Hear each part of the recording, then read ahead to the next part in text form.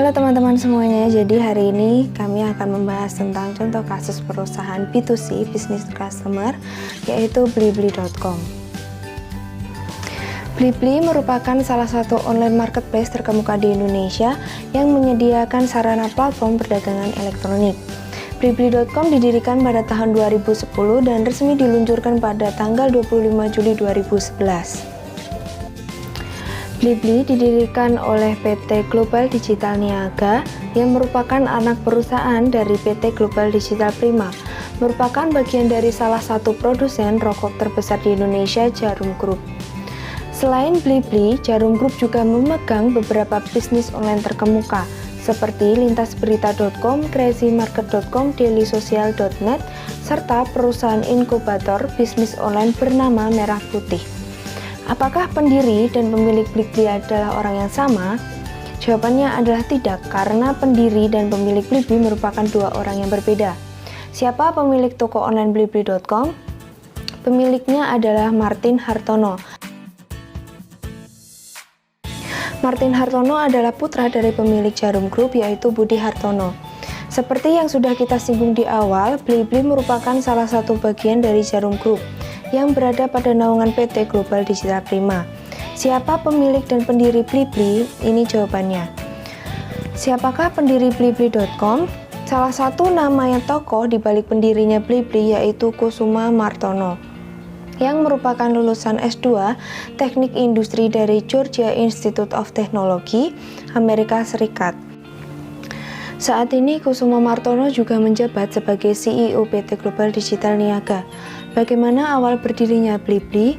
Sebelum memulai karir dan membantu kesuksesan Blibli.com, Kusuma Martono sempat bekerja di Amerika Serikat pada perusahaan Intel Corporation dan IT Technologies, dan jabatan terakhir yang ia pegang saat itu adalah sebagai Senior Manager Product. Berbekal pengalaman bekerja di luar negeri, itulah di tahun 2009 Djarum Group berani meminang Kusuma Martono untuk membantu mereka menyukseskan Blibli.com di bawah naungan PT Global Digital Prima. Kantor pusat Blibli.com bermarkas di Jakarta Barat dengan biaya infrastruktur seperti server dan jaringan hampir mencapai 100 miliar rupiah. Blibli bekerja sama dengan penyedia jasa teknologi, mitra logistik, dan perbankan, serta mitra dagang dengan standar tertentu untuk menciptakan sistem back-end yang bisa memenuhi kebutuhan pengguna Blibli. Model bisnis Blibli.com berbeda dengan toko online lainnya seperti Bukalapak dan Tokopedia yang menggunakan model C2C, pelanggan untuk pelanggan. Nampaknya Blibli menggunakan model bisnis C2C, pelanggan ke pelanggan, dan B2C, bisnis untuk pelanggan. Artinya, Blibli selain menyediakan lapak untuk para pedagang, juga menjual produknya sendiri. Bahkan untuk pengiriman biasanya dilakukan oleh pihak Blibli.com. Penggambaran prosedurnya seperti ini. Saat penjual mendapat order, Blibli akan mengirimkan notifikasi kepada seller untuk mengirimkan produk yang akan dikirimkan ke pelanggan ke kantor Blibli. Setelah itu, pihak Blibli yang akan mengirimkannya langsung ke alamat pembeli. Keuntungan dan kekurangan belanja di Blibli.com. Arena proses pengiriman dilakukan oleh pihak Blibli. Hal ini memberikan belanja di Blibli memiliki beberapa kelebihan dan kekurangan, di antaranya kelebihan gratis ongkos kirim. Keuntungan yang menurut saya paling utama dari Blibli adalah gratis untuk sesuai jumlah nominal transaksi. Jadi semakin besar jumlah transaksi yang dilakukan di Blibli, kita diberikan biaya gratis kirim yang juga semakin besar. Berbeda dengan toko online lainnya, barang pasti dikirim lebih aman. Kekurangan, proses pengiriman menjadi lebih lama. Kita tidak bisa langsung chat ke penjual terkait barang dagangan, tetapi bisa bertanya tentang detail produk di bagian diskusi produk. Kesimpulan, Blibli merupakan salah satu marketplace berasal dari Indonesia yang cukup diminati saat ini. Blibli juga merupakan salah satu online shop yang menawarkan gratis ongkos kirim ke seluruh Indonesia. Teori rumusan masalah 1. Bagaimana sistem free ongkir di Blibli.com? Apakah benar Blibli.com memberikan free ongkir ke seluruh Indonesia? Yang kedua, bagaimana sistem customer care yang diterapkan di Blibli.com?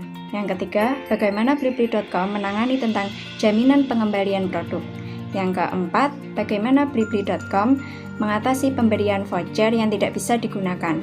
Yang kelima, bagaimana Blibli.com mengenangani penjualan barang etnik khas Indonesia yang terbilang cukup mahal. Bahasan tentang free ongkir ke seluruh Indonesia. Lebih jauh lagi kita telusuri, free ongkir ini berlaku untuk pembeli di Pulau Jawa, sementara untuk pembelian di luar Pulau Jawa mendapat subsidi hingga Rp200.000.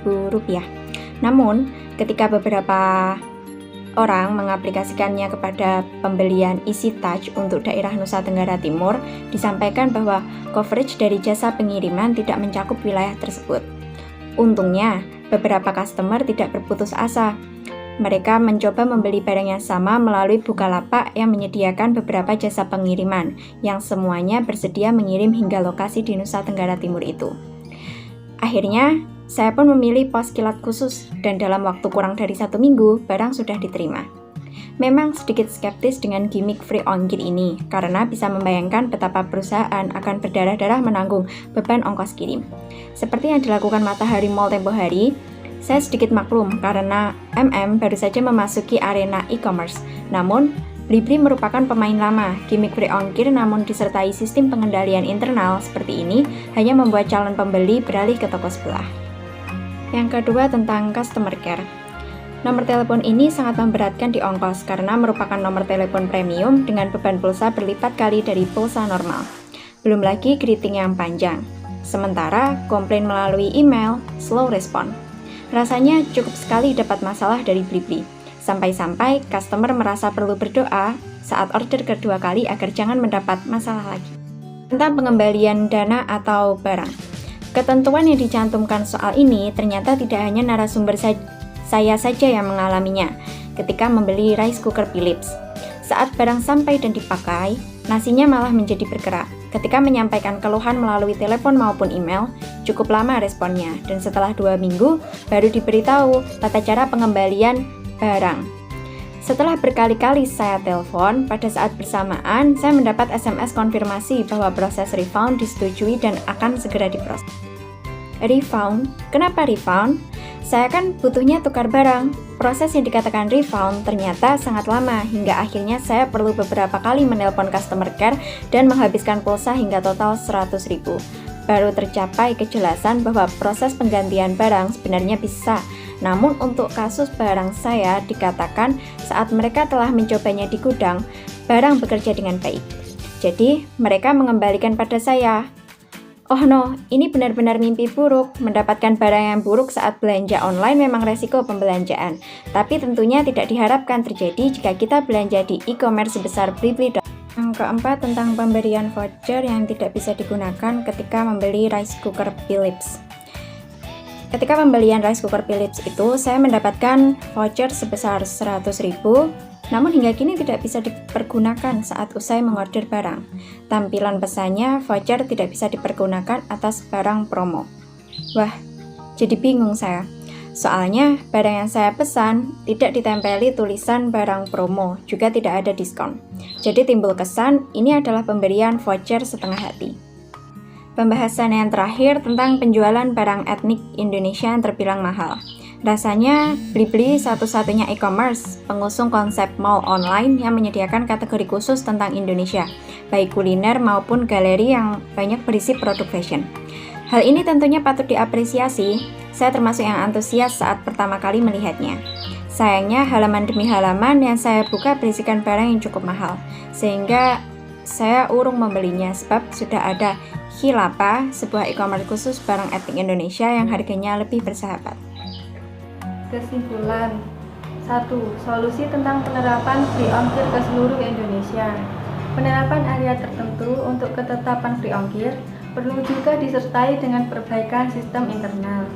Bisa jadi settingan sistemnya langsung menolak pada area-area jauh, terutama yang masuk dalam wilayah Indonesia bagian timur atau tengah. Padahal, jika diaplikasikan settingan yang benar, ongkos kirim untuk barang tersebut tidak mahal, ternyata hanya sekitar 60 ribuan.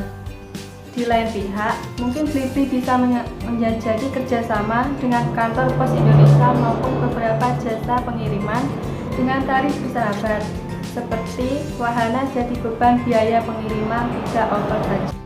Yang kedua, solusi tentang pengaturan customer service.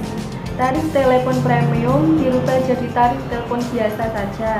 Pastinya yang lama-kelamaan yang menghubungi nomor tersebut juga akan menyadari betapa mahalnya menelepon BB. Padahal banyak juga orang menelepon ingin tahu tentang cara order maupun spesifikasi barang.